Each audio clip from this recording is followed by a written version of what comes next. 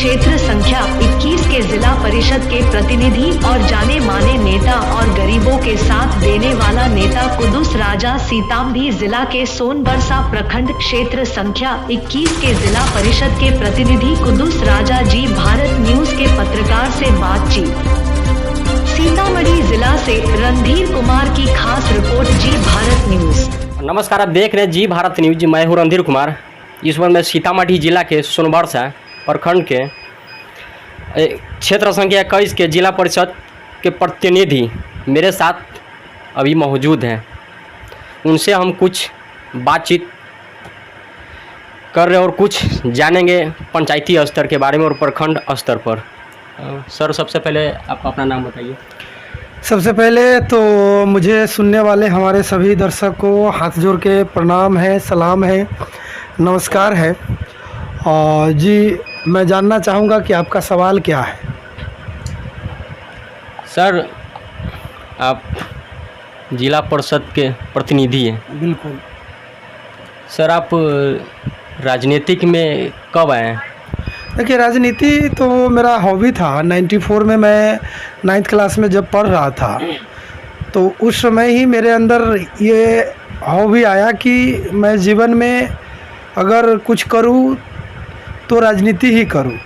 क्योंकि जब मैं उस समय जवानी के दहलीज पे कदम रखा था और जब समाज के लोगों से रूबरू हुआ, गली मोहल्ले में गया, समाज में बहुत सारे कुरीतियाँ, बहुत सारे विधि व्यवस्था जो है वो बहुत अलग ढंग के मुझे दिखाई दिया।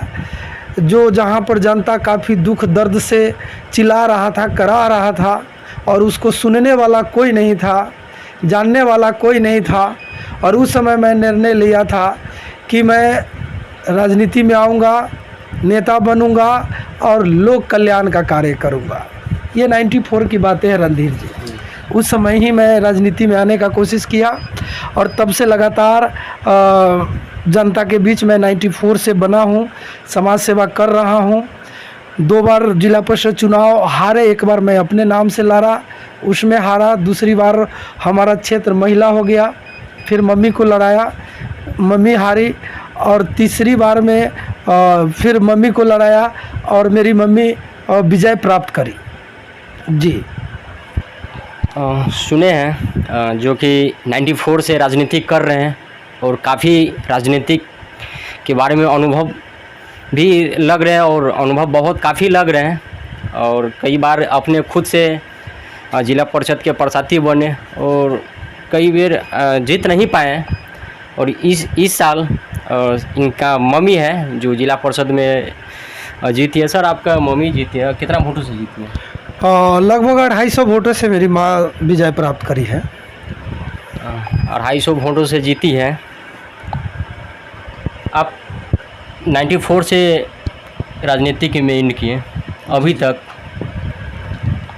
आपको राजनीतिक में आने का अनुभव कितना सब प्राप्त हुआ इस फील्ड में उतरे? तो देखिए, अनुभव तो बहुत सारा है अपने पास और अनुभव लाख हो जाने के बाद भी जब तक आपको प्लेटफॉर्म नहीं मिलता है तब तक आप उसको दर्शा नहीं सकेंगे। फॉर एग्जांपल कि हम एक डांसर है या कोई भी डांसर है और वो बहुत अच्छे डांसर है और वो जब तक उस डांसर को स्टेज नहीं मिलेगा परफॉर्म करने के लिए तब तक वो अपनी कला को दिखा नहीं पाएगा। चलिए, एक सवाल हम करना चाहेंगे आपसे कि आप राजनीतिक फील्ड में क्यों उतरे? क्या कारण था आपका राजनीतिक फील्ड में आने का? राजनीतिक फील्ड में आने का कारण मैं आपको शुरू में ही बताया।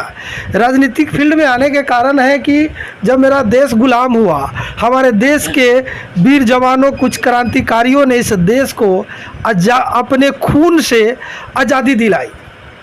अपने खून से, गौर करिएगा मेरे बात को रणधीर जी, कि अपने खून से इस देश को आज़ादी दिलाई और हम लोगों के हाथों में ये देश सौंपा। लेकिन विडंबना है इस बात का कि हमारे देश में कुछ ऐसे नेताओं हैं जो वीर जवानों ने जिस खून से इस देश को आज़ाद करके हम लोग के हाथों में दिया, लेकिन बड़े दुख के साथ जनता भाइयों को मैं बताना चाहूँगा कि कुछ ऐसे नेता हैं जो जात पात धर्म मजहब में लड़ा करके हमारे देश को टुकड़े टुकड़ों में विभाजित करने का काम किया। आज हिंदू को मुस्लिम से, मुस्लिम को हिंदू से, सिख को ईसाई से, बौद्ध को जैन से लड़ाने का काम कर रहा है। और यही सब कुरीति जो देखकर मेरा दिल एकदम चूर चूर हुआ, दर्द से कराहने लगा। और ये सोचकर मैं राजनीति में कदम रखा, जो हमारे वीर जवानों शहीदों का खून को जाया नहीं जाने दूंगा।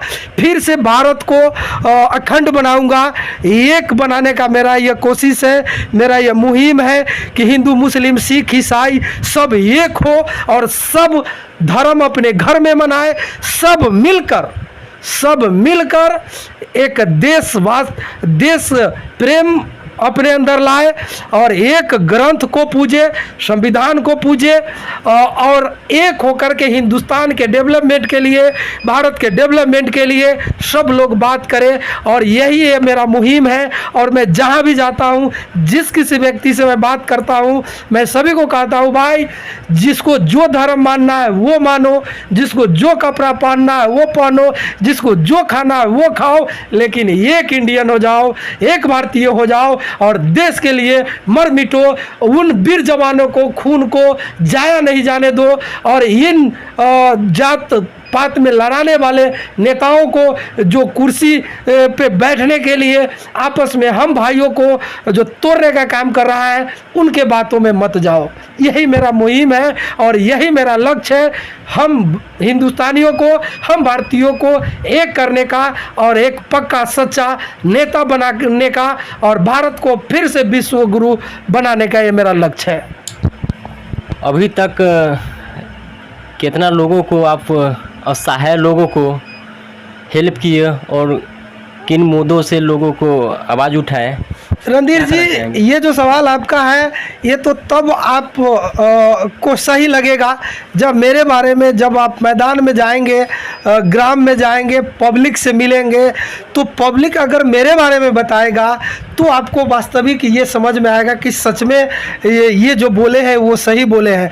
तो आपका ऐसा सवाल है जो कैमरा पे हम अगर बताएं तो लोग कहेगा कि ये कैमरा पर बोल रहा है, चूँकि अपना प्रशंसा तो हर कोई लोग करता है। तो हम वैसे नेता नहीं है जो अपनी प्रशंसा करना चाहेंगे, लेकिन वैसे आपने पूछ ही दिया है तो मैं आपको बता देना चाहूँगा कि एक नहीं, दो नहीं, सैकड़ों नहीं, जबकि आज हज़ारों हजार ऐसे लोग हैं जिनके सहयोग में मैं अपने जीवन को लगा चुका हूँ। क्योंकि मेरा जीवन जीने का उद्देश्य यही है, मेरा पैदा लेने का उद्देश्य यही है। क्योंकि हर कोई लोग पैदा लेता है और उसका अपना जीवन का एक उद्देश्य होता है कि मैं क्यों पैदा हुआ।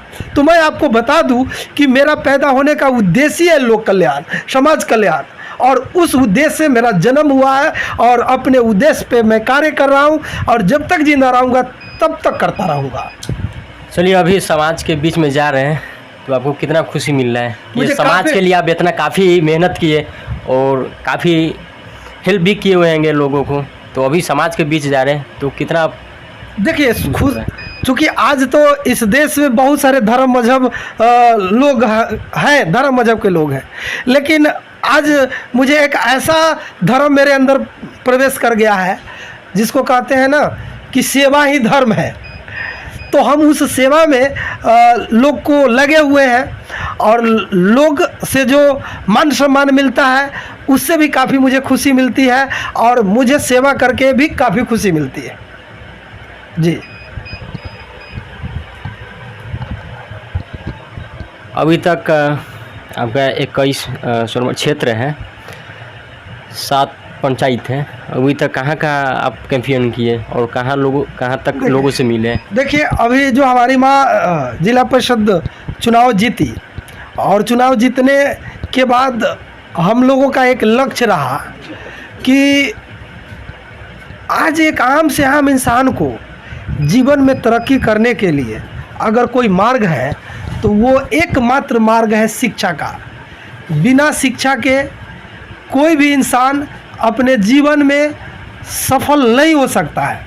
तो इसीलिए अभी हम लोगों ने शिक्षा के क्षेत्र में हमारे क्षेत्र में जितने भी विद्यालय हैं, सभी विद्यालय में जाकर पेरेंट्स को बुलाकर, शिक्षक को बुलाकर, आपसी समन्वय बनाकर एक शिक्षा का जो विधि व्यवस्था हमारे बिहार सरकार द्वारा जो दी जा रही है उसको वास्तविक में लागू करने का हम लोगों ने काम किया है।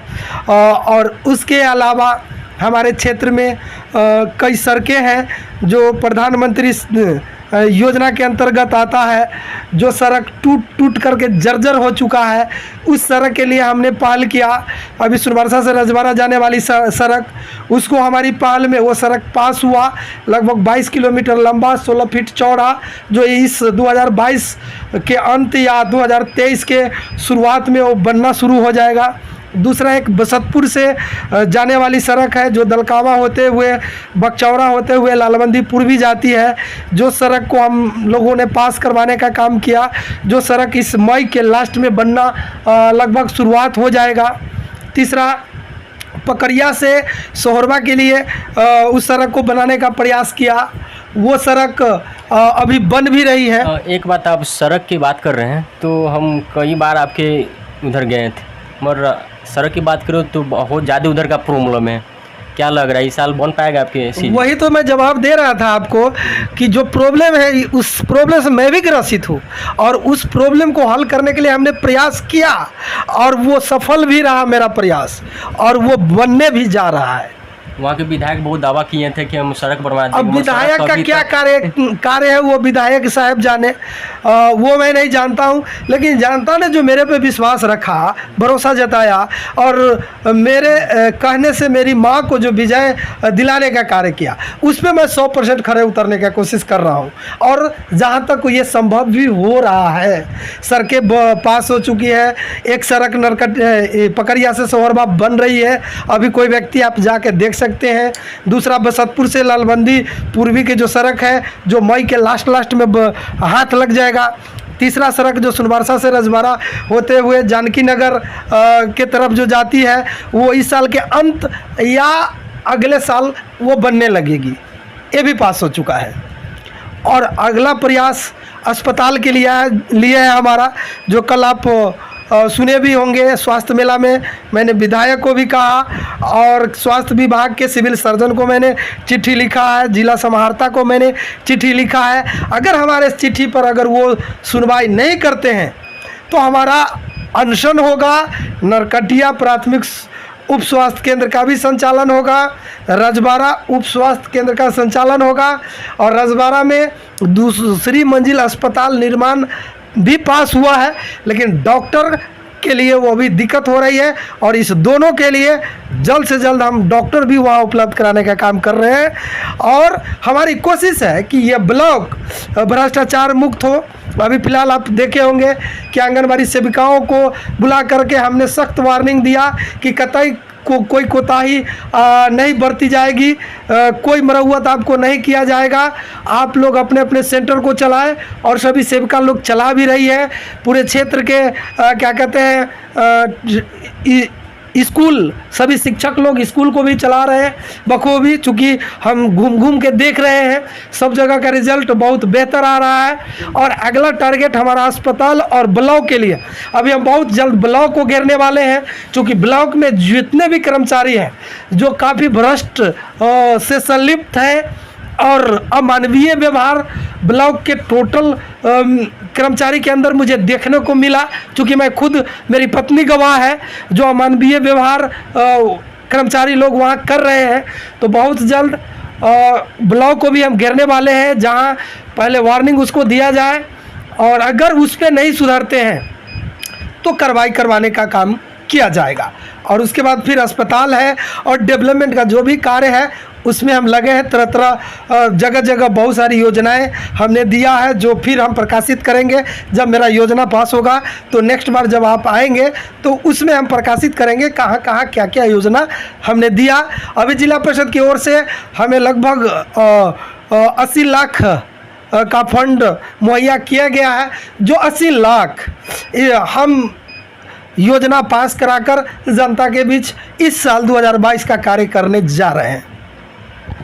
चलिए, सुने हैं जिला परिषद के प्रतिनिधि थे इनका नाम कुदुस राजा है। रणधीर कुमार, जी भारत न्यूज, सीतामढ़ी।